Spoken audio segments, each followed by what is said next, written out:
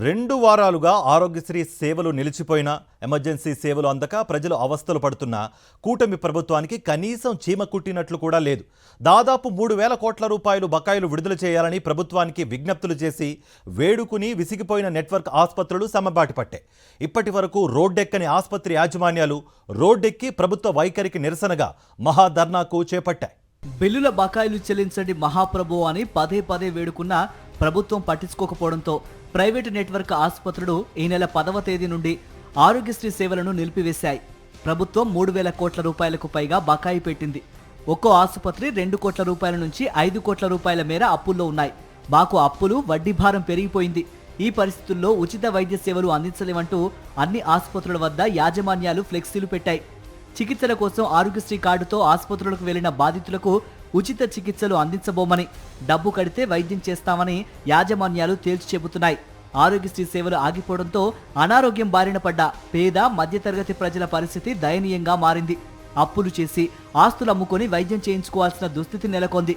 2014 నుంచి 19 మధ్య ఆంధ్రప్రదేశ్ను పాలించిన చంద్రబాబు సర్కార్ అప్పుడు ఆరోగ్యశ్రీ పథకాన్ని నిర్వీర్యం చేసింది. 2019లో దిగిపోయే నాటికి 700 కోట్ల రూపాయలకు పైగా బకాయిలు పెట్టారు చంద్రబాబు. ఈ నేపథ్యంలో బాబు సర్కార్ వదిలేసిపోయిన పెండింగ్ బకాయిలన్నింటినీ ఆ తర్వాత అధికారం చేపట్టిన వైఎస్ జగన్ ప్రభుత్వం చెల్లించింది. 2019 నుంచి 24 మధ్య జగన్మోహన్ రెడ్డి పాలనలో ఆరోగ్యశ్రీ బలోపేతమైంది. చిత్తశుద్ధితో తీసుకున్న నిర్ణయాలు, వాటి అమలు కారణంగా పేద, మధ్యతరగతి ప్రజలకు ఆరోగ్య భరోసా లభించింది. వైద్య ఖర్చుల పరిమితిని 25 లక్షల రూపాయలకు పెంచి ప్రజల ప్రాణాలను రక్షించడమే ప్రభుత్వ కర్తవ్యమని చాటారు నాటి ముఖ్యమంత్రి వైఎస్ జగన్మోహన్ రెడ్డి. కరోనా సమయంలో అన్ని రాష్ట్రాల్లో లక్షలాది రూపాయలు చెల్లించి వైద్యం చేయించుకుంటుంటే ఒక ఏపీలో మాత్రం ఆరోగ్యశ్రీ ద్వారా చికిత్స చేయించుకుని వేలాది మంది ప్రజలు ప్రాణాలతో బయటపడ్డారు. అంతటి గొప్ప ఆరోగ్యశ్రీని 2024లో పాలనలోకి వచ్చిన కూటమి సర్కార్ నిర్వీర్యం చేస్తోంది.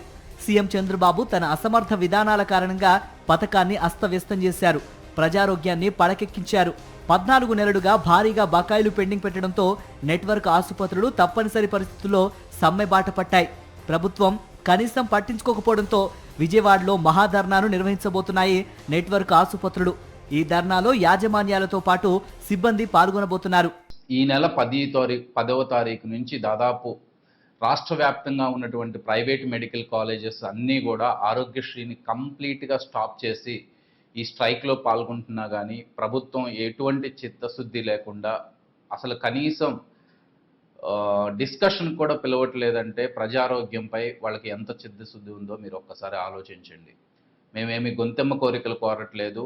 మేమేమి మాకు 1,000 కోట్లు ఇండివిజువల్గా బాకీలు ఇప్పించమని అడగట్లేదు. మాకు రావాల్సినటువంటి సుమారు 3,000 కోట్ల రూపాయలు దాదాపు అన్ని హాస్పిటల్స్కి పెండింగ్ ఉన్నాయి. వాటిని మాత్రమే ఇప్పించమని అడుగుతున్నాం. ఆంధ్రప్రదేశ్లో ప్రజల ఆరోగ్యాన్ని కూటమి సర్కార్ గాలికొదిలేసిందని అన్ని వర్గాల ప్రజలు మండిపడుతున్నారు. తక్షణం నెట్వర్క్ ఆసుపత్రులతో చర్చించి సమస్య పరిష్కరించాలని, ఆరోగ్యశ్రీ సేవలు అమలయ్యేలా చూడాలని ప్రజలు డిమాండ్ చేస్తున్నారు.